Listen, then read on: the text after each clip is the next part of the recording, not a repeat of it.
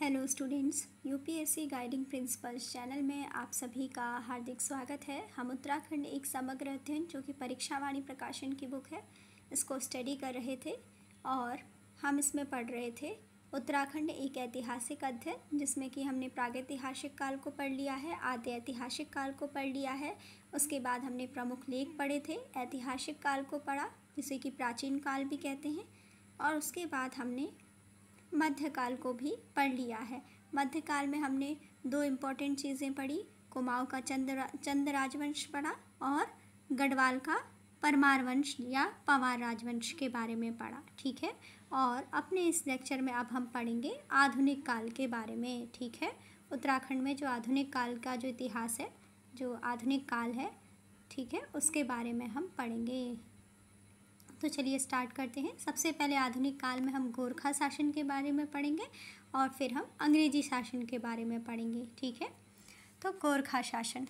गोरखा नेपाल के थे जो कि बहुत लड़ाकू और साहसी थे। गोरखा कहाँ के थे? गोरखा नेपाल के थे और बहुत लड़ाकू थे और साहसी थे। कुमाऊँ के चंद शासकों की कमजोरी का लाभ उठाते हुए 1790 ईस्वी में गोरखाओं ने एक छोटे से युद्ध के बाद अल्मोड़ा पर अधिकार कर लिया था।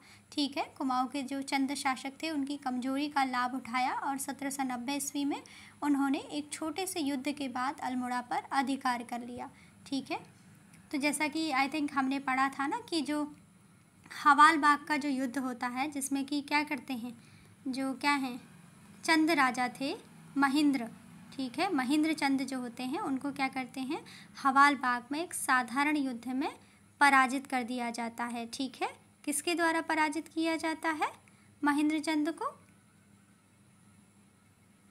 गोरखाओं के द्वारा पराजित किया जाता है। ठीक है, और इस प्रकार से क्या होता है, जो चंद शासन होता है, जो चंद राजवंश होता है, उसका अंत हो जाता है। ठीक है, तो यहाँ पर लिखा भी गया है कि 1790 ईस्वी में, देख लीजिए इसको, 1790 ईस्वी में यही बात वहाँ पे बताई गई है आधुनिक काल में कि 1790 ईस्वी में जो नेपाल के गोरखा थे, तो नेपाल के गोरखाओं ने तत्कालीन जो चंद राजा थे महेंद्र चंद को हवाला बाग अल्मोड़ा में, ठीक है, महेंद्र चंद को हवाला बाग में एक साधारण से युद्ध में पराजित कर समस्त कुमाऊँ क्षेत्र को गोरखाओं ने, जो नेपाल के गोरखा थे, उन्होंने समस्त कुमाऊँ क्षेत्र को अपने कब्जे में ले लिया था और यहाँ पर जो चंद राजवंश है उसका अंत हो जाता है। तो चंद राजवंश के जो अंतिम राजा थे, कई बार क्वेश्चन भी आया हुआ है कि चंद राजवंश के अंतिम शासक कौन थे? महेंद्र चंद थे। ठीक है, चलिए यहाँ से अपना जो है आगे बढ़ते हैं। तो क्या लिखा है कि गोरखा नेपाल के थे जो कि बहुत लड़ाकू और साहसी थे। कुमाऊँ के चंद शासकों की कमजोरी का लाभ उठाते हुए 1790 ईस्वी में इन्होंने एक छोटे से युद्ध के बाद अल्मोड़ा पर अधिकार कर लिया था। गोरखा की बात हो रही है ये। नेक्स्ट है, कुमाऊँ पर अधिकार करने के बाद 1791 ईस्वी में गढ़वाल पर भी आक्रमण कर देते हैं, लेकिन गोरखा 1791 में गढ़वाल में क्या हो जाते हैं, पराजित हो जाते हैं। ठीक है, फरवरी 1803 में संधि के विपरीत अमर सिंह थापा और हस्तीदल चतुरिया के नेतृत्व में गोरखाओं ने गढ़वाल पर पुनः आक्रमण किया और उसमें क्या है, काफ़ी सफल हो जाते हैं, क्योंकि उसमें जो गढ़वाल नरेश हैं वो प्रद्युम्न शाह श्रीनगर छोड़कर भाग गए थे। हालांकि उन्होंने खुड़बुड़ा का युद्ध किया था, जिसमें कि जो प्रद्युम्न शाह हैं वो वीर गति को प्राप्त हो जाते हैं। ठीक है, लेकिन ये कहा गया है कि फरवरी 1803 में संधि के विपरीत अमर सिंह थापा और हस्तीदल चतुरिया के नेतृत्व में गोरखाओं ने गढ़वाल पर पुनः आक्रमण किया और सफल रहे, क्योंकि जब 1791 में जो गोरखा हैं वो गढ़वाल में आक्रमण करते हैं। अभी हमने अपने प्रीवियस लेक्चर में पढ़ा था, जब हम परमार वंश का जो स्टडी है, परमार वंश का जो हिस्ट्री है, उसको पढ़ रहे थे उत्तराखंड में, तो उसमें हमने पढ़ा था कि 1791 में जब गोरखा गढ़वाल में आक्रमण करते हैं तो उस टाइम पे जो गढ़वाल के शासक होते हैं वो क्या करते हैं, उनको 25,000 रुपये सालाना जो है वो रुपए देकर उनसे कहते हैं, संधि करते हैं एक तरीके से कि दोबारा गोरखा यहाँ पर क्या नहीं करेंगे, आक्रमण नहीं करेंगे, ठीक है। और 25,000 रुपये देना स्वीकार करते हैं सालाना रूप से, ठीक है। लेकिन क्या है कि संधि के विपरीत, इसीलिए यहाँ पे लिखा गया है कि फरवरी 1803 में संधि के विपरीत जो गोरखा होते हैं वो क्या कर देते हैं, गढ़वाल पर पुनः आक्रमण कर देते हैं। किसके नेतृत्व में करते हैं, अमर सिंह थापा और हस्तीदल चतुरिया के नेतृत्व में गोरखा फरवरी 1803 में गढ़वाल पर पुनः आक्रमण कर देते हैं और इसमें वो सफल हो जाते हैं काफ़ी हद तक। और जो गढ़वाल नरेश होते हैं प्रद्युम्न शाह, वो क्या करते हैं, श्रीनगर छोड़कर भाग जाते हैं। 14 मई 1804 को गढ़वाल नरेश प्रद्युम्न शाह और गोरखों के बीच देहरादून के खुड़बुड़ा के मैदान में निर्णायक युद्ध हुआ और इस युद्ध में गढ़वाल नरेश प्रद्युम्न शाह शहीद हो गए। इसको भी हमने पढ़ा था जब अभी हम परमार वंश को पढ़ रहे थे अपने प्रीवियस लेक्चर में, ठीक है। गढ़वाल का जो परमार वंश था तो ये उसी की हिस्ट्री है। इस प्रकार कुमाऊं और गढ़वाल क्षेत्र पर क्या हो जाता है, गढ़वाल में तो परमार वंश का शासन अंत हो जाता है और 1790 ईस्वी में वो कुमाऊं क्षेत्र में चंद वंश के शासन का अंत हो जाता है और दोनों जगह पर कुमाऊं और गढ़वाल क्षेत्र में गोरखों का आधिपत्य हो जाता है, ठीक है। और नेक्स्ट है, गढ़वाल नरेश प्रद्युम्न शाह के पुत्र सुदर्शन शाह के आमंत्रण पर अक्टूबर 1814 में गढ़वाल को मुक्त कराने के लिए अंग्रेजी सेना आई और गोरखों को पराजित कर गढ़वाल राज्य को मुक्त करा दिया। अब केवल कुमाऊं क्षेत्र में ही गोरखों के अधिकार में रह गया था। क्या होता है कि जो गढ़वाल नरेश प्रद्युम्न शाह के पुत्र हैं सुदर्शन शाह, जो कि उस टाइम पर हरिद्वार में ही रह रहे थे और वहीं से अपने राज्य को स्वतंत्र कराने का लगातार प्रयास कर रहे थे, तो सुदर्शन शाह क्या करते हैं कि वो अंग्रेजी सेना से मदद लेते हैं, मांग करते हैं लॉर्ड हेस्टिंग्स से, कहते हैं कि हमें क्या करना है, गढ़वाल में सेना भेज दीजिए ताकि गढ़वाल को गोरखों के शासन से मुक्त कराया जा सके। तो जो अंग्रेजी सेना है उसको भेज दिया जाता है उनके कहने पर, सुदर्शन शाह के आमंत्रण पर अक्टूबर 1814 में, और गढ़वाल को गोरखों से लेने में, यानी गोरखों को पराजित करने में जो अंग्रेजी सेना है वो क्या रहती है, सफल हो जाती है और उससे क्या होता है कि गढ़वाल राज्य को गोरखों से मुक्ति मिल जाती है। लेकिन जो कुमाऊं क्षेत्र है वहाँ पर क्या है, अभी भी गोरखों के अधिकार बना हुआ था, ठीक है।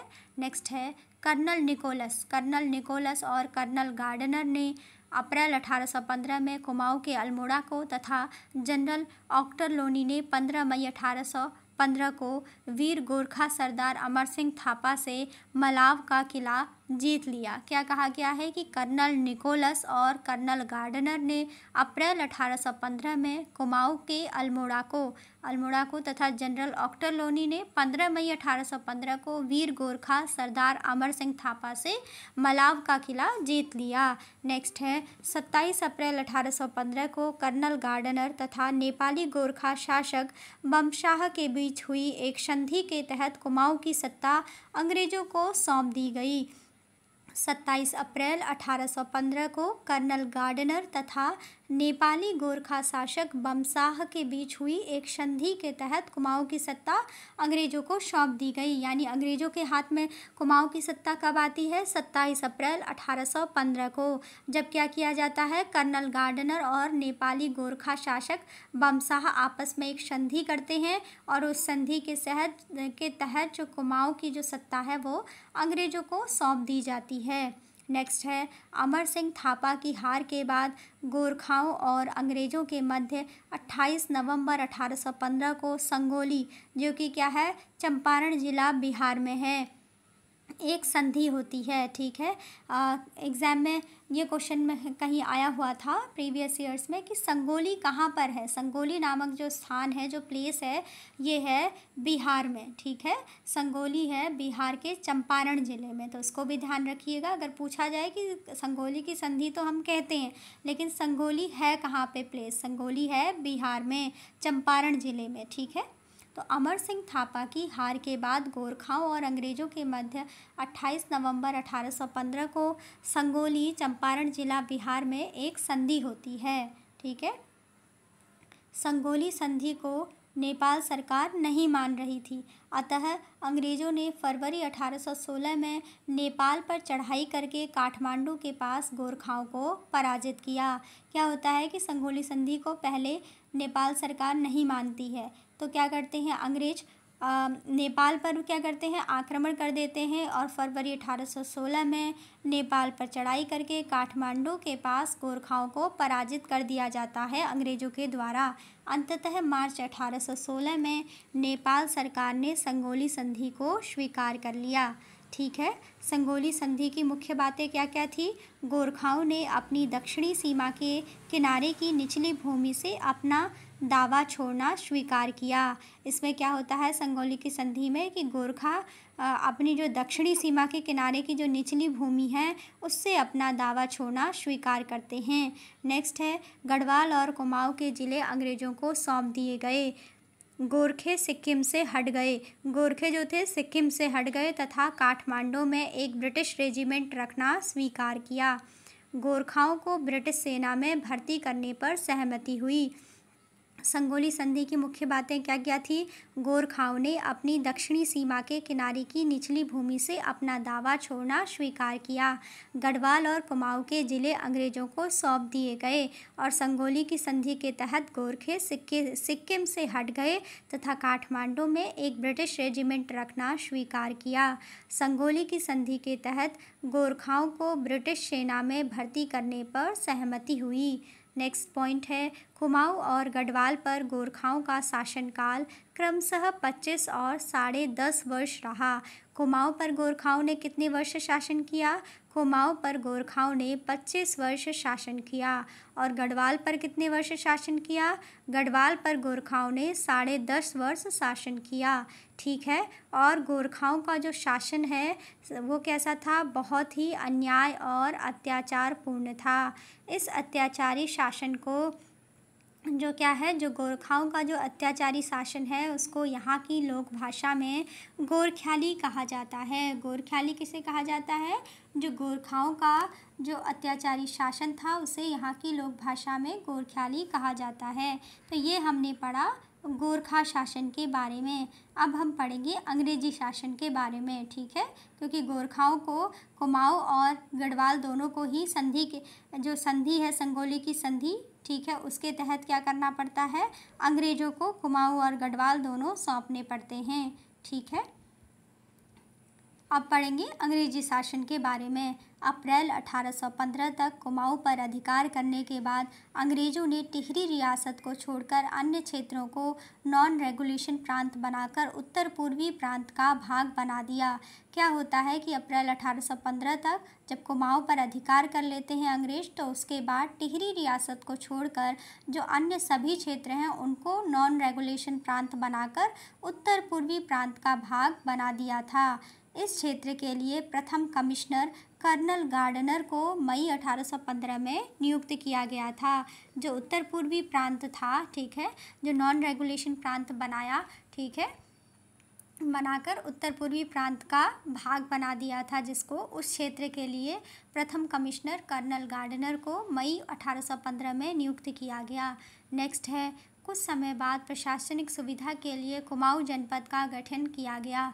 कुछ समय बाद प्रशासनिक सुविधा के लिए कुमाऊं जनपद का गठन किया गया और गढ़वाल नरेश से लिए गए क्षेत्र को कुमाऊं का एक परगना बना दिया गया, जबकि देहरादून को 1817 में सहारनपुर जनपद में सम्मिलित कर लिया गया।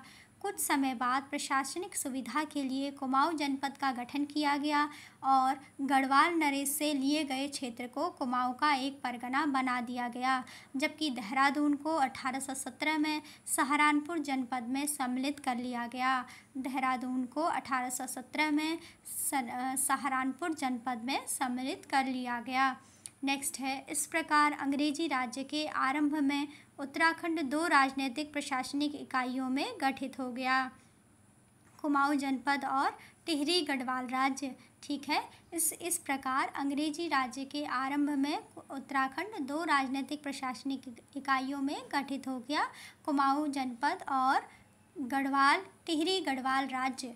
ठीक है। नेक्स्ट है 1840 में ब्रिटिश गढ़वाल का मुख्यालय श्रीनगर से हटाकर पौड़ी लाकर पौड़ी गढ़वाल नामक नए जनपद का गठन किया गया। 1840 में क्या होता है? 1840 में ब्रिटिश गढ़वाल का जो मुख्यालय है श्रीनगर से हटाकर पौड़ी लाकर पौड़ी गढ़वाल नामक नए जनपद का निर्माण किया जाता है। कहने का मतलब ये है कि 1840 में जो ब्रिटिश गढ़वाल है उसका मुख्यालय पौड़ी गढ़वाल को बना दिया गया और साथ ही साथ जो पौड़ी गढ़वाल है पौड़ी गढ़वाल नाम का एक नए जनपद का गठन भी 1840 में किया गया। सन 1854 में नैनीताल को कुमाऊं मंडल का मुख्यालय बनाया गया। ठीक है, 1854 में नैनीताल को कुमाऊं मंडल का मुख्यालय बनाया गया। 1854 से 1891 तक कुमाऊं कमिश्नरी में कुमाऊं और पौड़ी गढ़वाल जिले शामिल थे। 1854 से 1891 तक कुमाऊं कमिश्नरी में कुमाऊं और पौड़ी गढ़वाल जिले शामिल थे। नेक्स्ट है 1891 में कुमाऊं को अल्मोड़ा व नैनीताल नामक 2 जिलों में बांट दिया गया। 1891 में 1891 में कुमाऊं को अल्मोड़ा व नैनीताल नामक 2 जिलों में बांट दिया गया। स्वतंत्रता तक कुमाऊं मंडल में केवल ये ही 3 जिले पौड़ी गढ़वाल, अल्मोड़ा और नैनीताल बने रहे।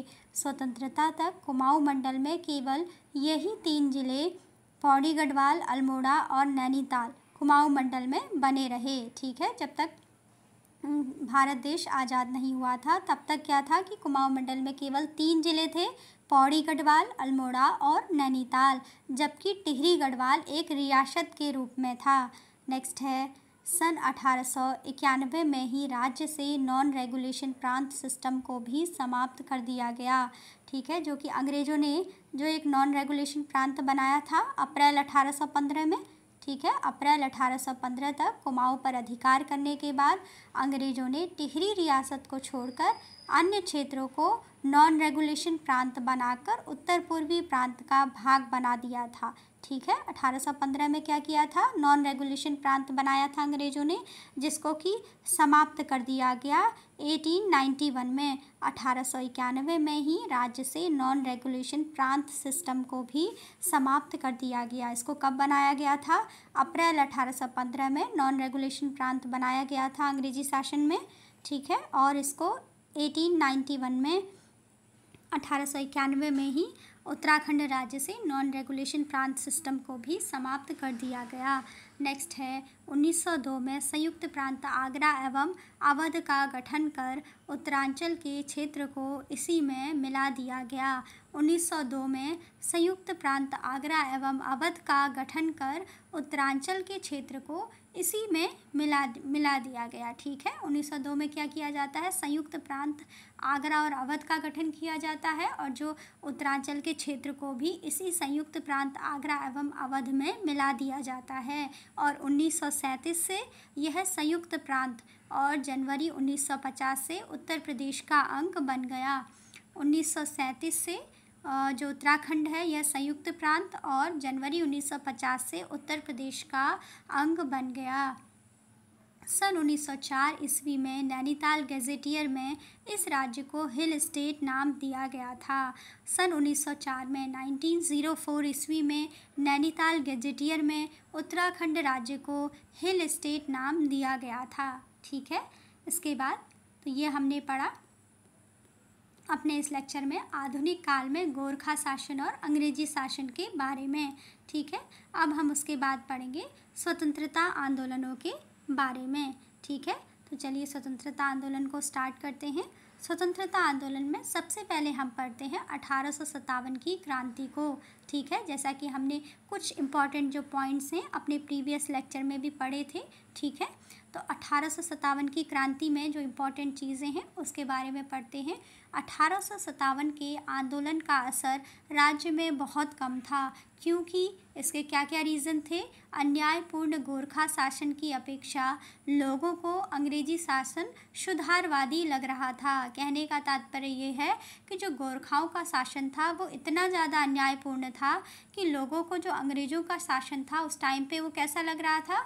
वो इम्प्रूवमेंट वाला लग रहा था, वो सुधारवादी लग रहा था। इसीलिए क्या है कि इस जो 1857 का जो आंदोलन है इसका असर राज्य में बहुत कम था। ठीक है, इसका पहला रीज़न क्या है? अन्यायपूर्ण गोरखा शासन की अपेक्षा लोगों को अंग्रेजी शासन सुधारवादी लग रहा था। नंबर 2, कुमाऊं कमिश्नर रैमजे काफ़ी कुशल और उदार शासक था। जो कुमाऊं के कमिश्नर थे उस टाइम पे, हेनरी रैमजे, वो काफ़ी कुशल और उदार शासक थे। तीसरा है, टिहरी नरेश की अंग्रेज़ों के प्रति भक्ति थी, इसीलिए नहीं, ठीक है, इसीलिए क्रांति में मतलब ज़्यादा यहाँ से ज़्यादा योगदान नहीं था, क्योंकि जो टिहरी नरेश हैं उनकी अंग्रेज़ों के प्रति भक्ति थी। एवं नंबर 4 है, राज्य में शिक्षा, संचार तथा यातायात के साधनों में भी काफ़ी कमी थी। ठीक है, राज्य में अपनी ही अलग समस्याएं थी, शिक्षा की व्यवस्थाएं नहीं थी, संचार की सुविधाएं नहीं थी, यातायात के साधनों की भी बहुत कमी थी। तो ये सब भी कुछ प्रमुख कारण थे जिनके कारण जो ये आंदोलन है 1857 का, इसका प्रभाव राज्य में उस टाइम पर काफ़ी कम था। ठीक है, नेक्स्ट है, उपरोक्त बातों के बावजूद राज्य में कुछ छिटपुट कुछ आंदोलन हुए थे। ठीक है, इन सब के बावजूद भी जिन लोगों को थोड़ी बहुत जानकारी थी तो इसलिए क्या था, थोड़े बहुत आंदोलन यहाँ पर भी हुए थे। चंपावत जिले के बिसुंग लोहाघाट गांव के कालू सिंह मेहरा ने कुमाऊं क्षेत्र में गुप्त संगठन क्रांतिवीर बनाकर अंग्रेज़ों के खिलाफ आंदोलन चलाया। इसको हमने पढ़ा भी था कि जो कालू सिंह मेहरा हैं इनको क्या कहा जाता है? उत्तराखंड का प्रथम स्वतंत्रता संग्राम सेनानी होने का गौरव प्राप्त है। और इन्होंने 1857 की जो क्रांति है उस टाइम पर क्या किया था?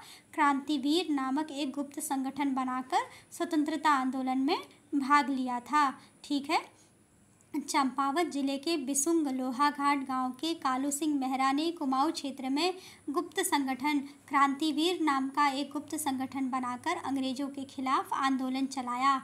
और जो कालू सिंह मेहरा हैं इन्हें उत्तराखंड का प्रथम स्वतंत्रता सेनानी होने का गौरव प्राप्त है। ठीक है, इसके बाद नेक्स्ट है, कुमाऊं क्षेत्र के ही हल्द्वानी में 17 सितंबर 1857 को राज्य के लगभग 1000 क्रांतिकारियों ने हल्द्वानी पर अधिकार कर लिया था, जिस पर अंग्रेज बड़ी मुश्किल से पुनः कब्जा कर पाए। क्या कहा गया है कि 17 सितंबर 1857 को कुमाऊं क्षेत्र के ही हल्द्वानी में क्या किया गया था? राज्य के लगभग 1000 क्रांतिकारियों ने हल्द्वानी पर अधिकार कर लिया था, जिस पर अंग्रेज बड़ी मुश्किल से क्या कर पाए? पुनः कब्जा कर पाए। और इस घटना में अनेक क्रांतिकारियों ने अपने प्राणों की आहुति दी। उसके बाद नेक्स्ट है 1857 के बाद, ठीक है, कि क्या क्या गतिविधियां होती हैं। 1857 के बाद राज्य में आर्य समाज तथा अन्य संगठनों द्वारा किए गए धार्मिक सामाजिक सुधारों तथा शिक्षा के प्रसार के प्रयासों से लोगों में राजनीतिक चेतना का विस्तार हुआ। 1857 के बाद जब राज्य में आर्य समाज तथा अन्य संगठनों द्वारा किए गए धार्मिक सामाजिक सुधारों तथा शिक्षा के प्रसार के जो प्रयास हैं उनसे लोगों में राजनीतिक चेतना का विस्तार हुआ। 1870 में अल्मोड़ा में डिबेटिंग क्लब की स्थापना होती है। 1870 में अल्मोड़ा में डिबेटिंग क्लब की स्थापना तथा 1871 में अल्मोड़ा अखबार के प्रकाशन से राज्य में विशेषकर कुमाऊं क्षेत्र में राजनीतिक चेतना का विस्तार हुआ। 1870 में 1870 में अल्मोड़ा में डिबेटिंग क्लब की स्थापना होती है तथा 1871 में अल्मोड़ा अखबार का प्रकाशन होता है, जिससे राज्य के कुमाऊं क्षेत्र में राजनीतिक चेतना का विस्तार होता है। नेक्स्ट है 1886 में कलकत्ता में हुए कांग्रेस के दूसरे सम्मेलन में कुमाऊं क्षेत्र के ज्वाला दत्त जोशी सहित 2 नेताओं ने भाग लिया था। 1886 में कलकत्ता में जो कांग्रेस का दूसरा सम्मेलन हुआ था उसमें कुमाऊं क्षेत्र के ज्वाला दत्त जोशी सहित 2 नेताओं ने भाग लिया था। नेक्स्ट है 20वीं सदी के प्रथम दशक में उत्तराखंड के राजनीतिक मंच पर पंडित गोविंद बल्लभ पंत का प्रवेश हुआ। राज्य में राजनीतिक चेतना के विस्तार के लिए 1903 में उन्होंने हैप्पी क्लब नाम से एक संस्था बनाई।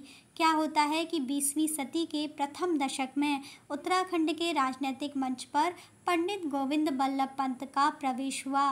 राज्य में राजनीतिक चेतना के विस्तार के लिए 1903 में पंडित गोविंद बल्लभ पंत ने हैप्पी क्लब नाम की एक संस्था बनाई। ठीक है, हैप्पी क्लब नाम की संस्था किसने बनाई? पंडित गोविंद बल्लभ पंत ने बनाई। और कब बनाई? 1903 में, 1903 में पंडित गोविंद बल्लभ पंत ने हैप्पी क्लब नामक एक संस्था बनाई। नेक्स्ट है बंगाल विभाजन। 1905 के बाद देश भर में चलने वाले बहिष्कार और स्वदेशी आंदोलन का राज्य में व्यापक असर रहा।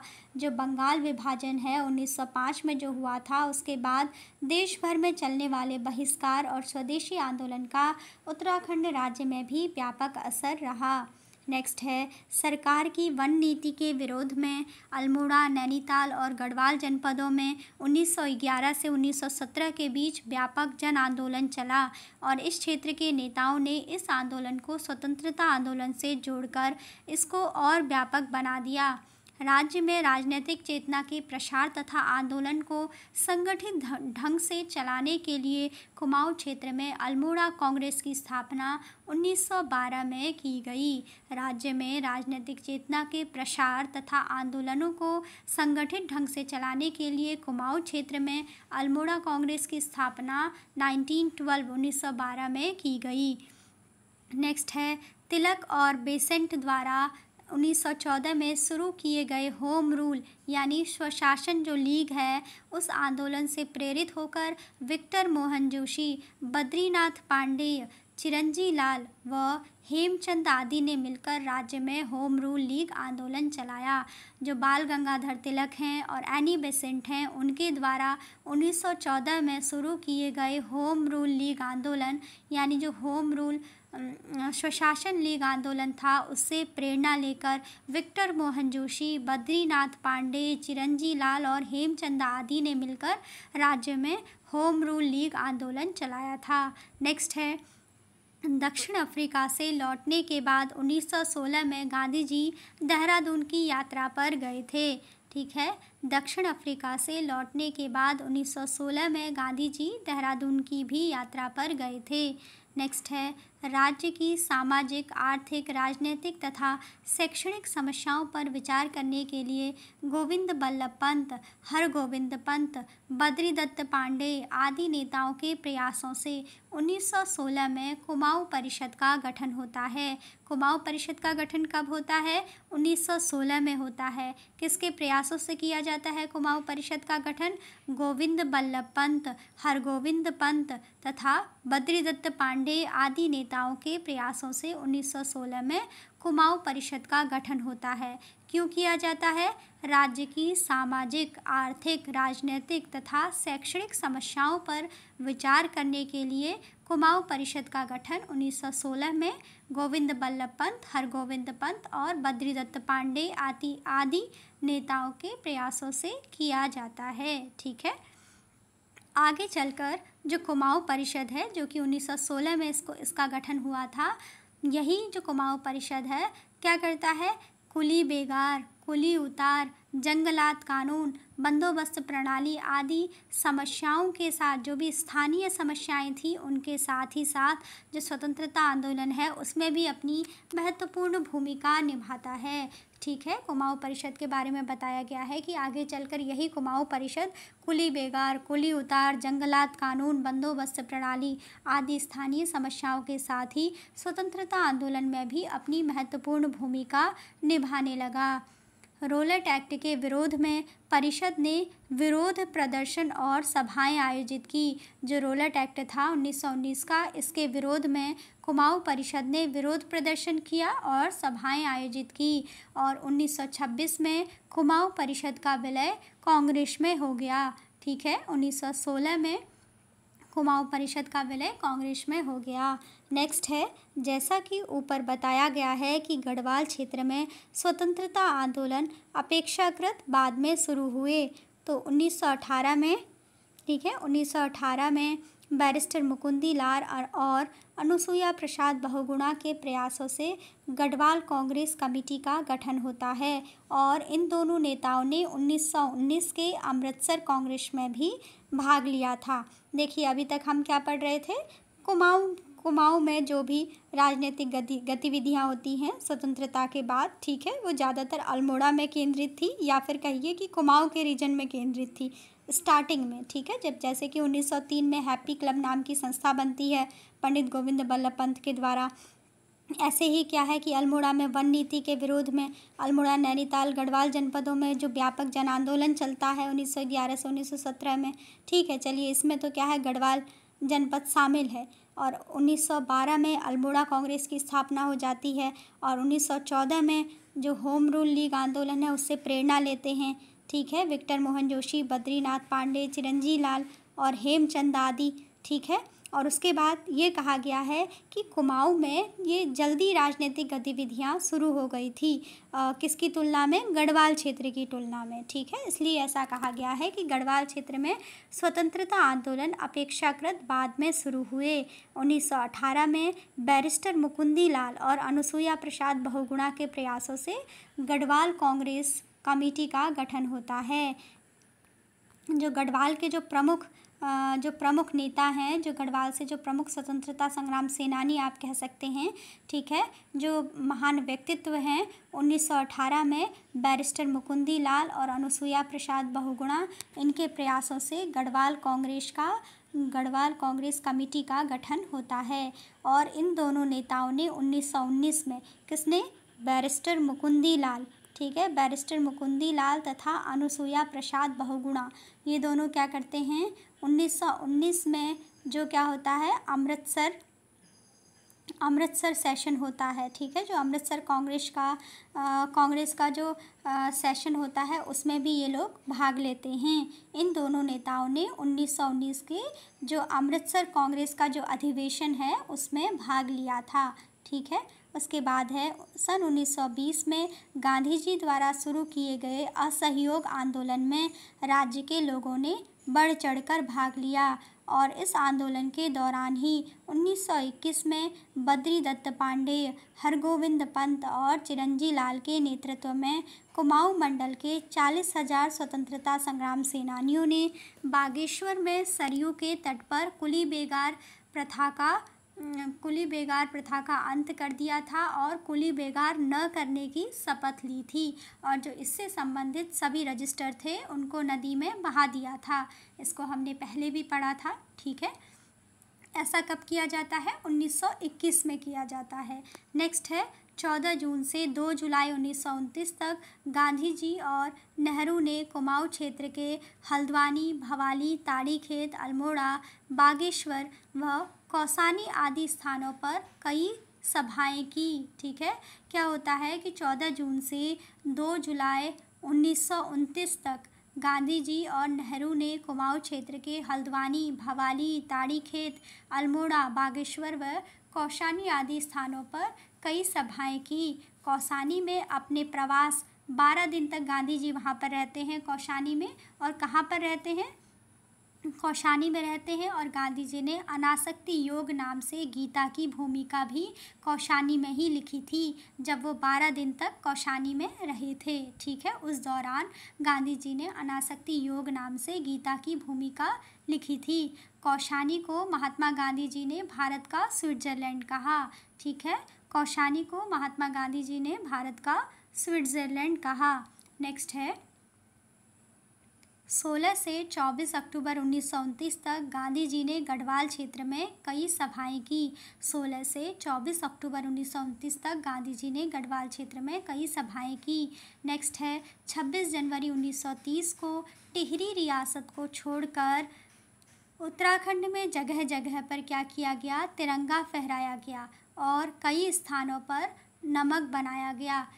26 जनवरी 1930 को टिहरी रियासत को छोड़कर पूरे उत्तराखंड में जगह जगह तिरंगा फहराया गया और कई स्थानों पर नमक बनाया गया। साबरमती से डांडी तक महात्मा गांधी के साथ गए 78 सत्याग्रहियों में 3 जो सत्याग्रही थे वो उत्तराखंड से थे, और उत्तराखंड से जो 3 सत्याग्रही थे जो कि गांधी जी के साथ थे, ज्योतिराम कांडपाल, भैरव दत्त जोशी और गोरखवीर खड़ग बहादुर। ठीक है, साबरमती से दांडी तक महात्मा गांधी जी के साथ गए 78 सत्याग्रहियों में से 3 सत्याग्रही उत्तराखंड के थे। कौन कौन थे? ज्योतिराम कांडपाल, भैरव दत्त जोशी और गोरखवीर खड़ग बहादुर। नेक्स्ट है, ब्रिटिश गढ़वाल में पहला राजनीतिक सम्मेलन 1930 में दुगड्डा में हुआ था।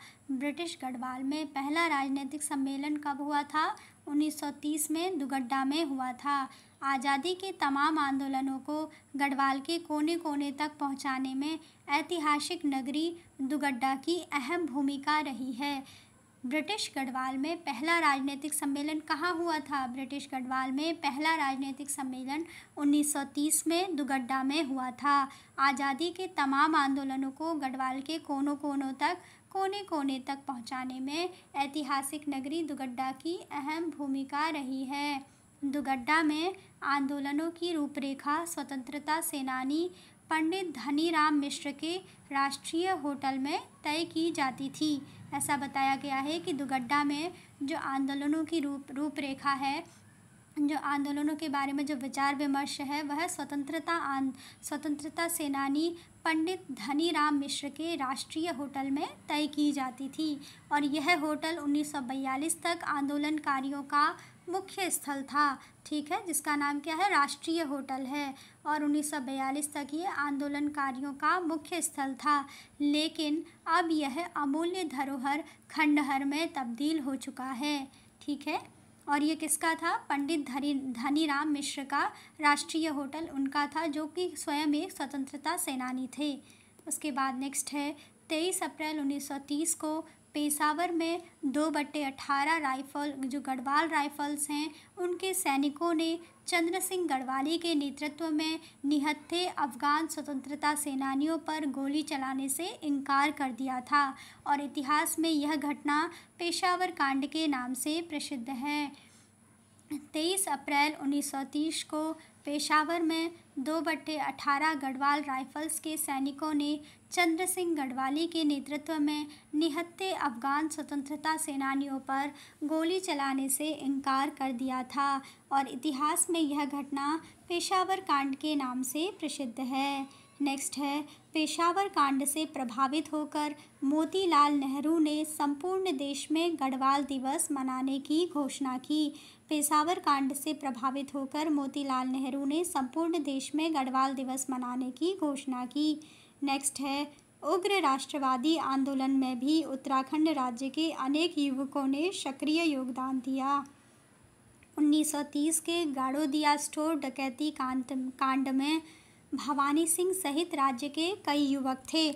1930 के गाड़ोदिया स्टोर डकैती कांड में भवानी सिंह सहित राज्य के कई युवक थे। नेक्स्ट है, सोमेश्वर अल्मोड़ा के नज़दीक चनौदा में 1937 में शांतिलाल त्रिवेदी के प्रयास से गांधी आश्रम की स्थापना हुई, जिससे वह स्थान राजनीतिक गतिविधियों का केंद्र बन गया। सोमेश्वर अल्मोड़ा के नज़दीक चनौदा में 1937 में शांतिलाल त्रिवेदी के प्रयास से गांधी आश्रम की स्थापना होती है, जिससे कि यह स्थान राजनीतिक गतिविधियों का केंद्र बन गया।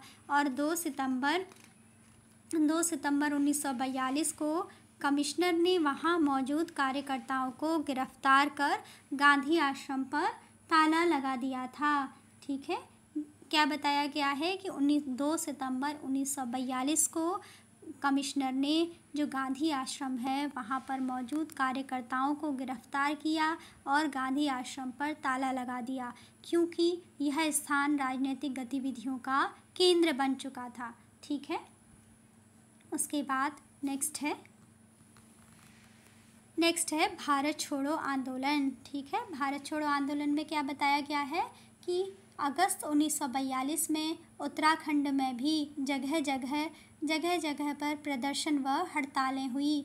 देवघाट अल्मोड़ा में पुलिस ने आंदोलनकारियों पर गोलियां चलाई, जिसमें हीरामणि, हरिकृष्ण, बद्री दत्त, बद्री दत्त व कांडपाल शहीद हो गए। भारत छोड़ो आंदोलन के बारे में क्या क्या बताया गया है, उत्तराखंड में क्या क्या गतिविधियां होती हैं। अगस्त 1942 में उत्तराखंड में भी जगह जगह पर प्रदर्शन व हड़तालें हुई। देवघाट अल्मोड़ा में पुलिस ने आंदोलनकारियों पर गोलियां चलाई और जिसमें हीरामणि, हरि कृष्ण, बद्री दत्त व कांडपाल शहीद हो गए। अल्मोड़ा के भामदेव सालम में 25 अगस्त 1942 को सेना व जनता के बीच पत्थर व गोलियों का युद्ध हुआ। इस संघर्ष में दो प्रमुख नेता टीका सिंह व नरसिंह धानक शहीद हुए थे। अल्मोड़ा के धामदेव सालम में 25 अगस्त 1942 को सेना व जनता के बीच पत्थर व गोलियों का युद्ध हुआ। इस संघर्ष में दो प्रमुख नेता टीका सिंह व नरसिंह धानक शहीद हुए थे। नेक्स्ट है, सालम की भांति सल्ट क्षेत्र में भी 5 सितंबर सन 1942 को खुमार नामक स्थान पर, जो कि सल्ट कांग्रेस का मुख्यालय है, वहाँ पर ब्रिटिश सेना ने जनता पर गोलियां चलाई और गंगाराम तथा खीमा देव नामक दो सगे भाई उसमें शहीद हो गए। गोलियों से बुरी तरह घायल चूड़ामणि और बहादुर सिंह कुछ दिन बाद शहीद हुए। क्या बताया गया है कि सालम की भांति सल्ट क्षेत्र में भी 5 सितंबर सन 1942 को खुमार नामक स्थान पर, खुमार जो स्थान है वो क्या था, सल्ट कांग्रेस का मुख्यालय था, वहाँ पर ब्रिटिश सेना ने जनता पर गोलियां चलाई जिससे कि गंगाराम तथा खीमा देव नामक दो सगे भाई शहीद हो गए और गोलियों से बुरी तरह घायल चूड़ामणि और बहादुर सिंह कुछ दिन बाद शहीद हुए। स्वाधीनता आंदोलन में सल्ट की भूमिका के लिए महात्मा गांधी ने कुमाऊं का बारदोली की पदवी से विभूषित किया है। आज भी खुमार में प्रत्येक 5 सितंबर को शहीद स्मृति दिवस मनाया जाता है। ठीक है, स्वाधीनता आंदोलन में सल्ट की भूमिका के लिए, ठीक है, सल्ट की भूमिका के लिए सल्ट क्षेत्र का जो आंदोलन है उसको महात्मा गांधी ने कुमाऊं का बारदोली की पदवी से विभूषित किया था। ठीक है, और आज भी खुमार में प्रत्येक वर्ष 5 सितंबर को शहीद स्मृति दिवस मनाया जाता है। भारत छोड़ो आंदोलन के दौरान नैनीताल व चमोली के डाक बंगले और कई सरकारी इमारतें जलाई गईं। भारत छोड़ो आंदोलन के दौरान नैनीताल व चमोली के डाक बंगले और कई सरकारी इमारतें जलाई गईं। गढ़वाल के आंदोलन से ब्रिटिश सरकार सत्ते में आ गई। स्वतंत्रता आंदोलन के दौरान सिलांगी कहाँ है, गढ़वाल में, सदानंद कुकरेती ने राष्ट्रीय विद्यालय खोला। देवकीनंदन पांडे एवं भागीरथ पांडे ने ताड़ीखेत में प्रेम विद्यालय की स्थापना की। स्वतंत्रता आंदोलन के दौरान सिलांगी गढ़वाल में सदानंद कुकरेती ने राष्ट्रीय विद्यालय खोला। राष्ट्रीय विद्यालय कहाँ खोला गया, सिलांगी गढ़वाल में। किसके द्वारा खोला गया राष्ट्रीय विद्यालय, सदानंद कुकरेती के द्वारा राष्ट्रीय विद्यालय सिलांगी गढ़वाल में खोला गया। और प्रेम विद्यालय की स्थापना कहाँ पर की गई, ताड़ीखेत में की गई। किसके द्वारा की गई प्रेम विद्यालय की स्थापना, देवकीनंदन पांडे एवं भागीरथ पांडे ने ताड़ीखेत में प्रेम विद्यालय की स्थापना की। किसने की, देवकीनंदन पांडे एवं भागीरथ पांडे ने ताड़ीखेत में प्रेम विद्यालय की स्थापना की। नेक्स्ट है महिलाओं की भूमिका। स्वतंत्रता आंदोलन में महिलाओं की क्या भूमिका रही, इसके बारे में पढ़ेंगे। स्वतंत्रता आंदोलन के दौरान उत्तराखंड की महिलाएं भी सक्रिय रूप से जुड़ी थी। इस दौरान कुंती वर्मा, पद्मा जोशी, कुंता देवी, ठीक है, कुंता देवी रावत, दुर्गावती पंत, भागीरथी देवी वर्मा, तुलसी देवी रावत, भिवेड़ी देवी, भक्ति देवी, भागुली देवी, जानकी देवी, मंगला देवी, रेवती देवी और शकुंतला देवी आदि महिलाएं विशेष रूप से सक्रिय रही थी उत्तराखंड में।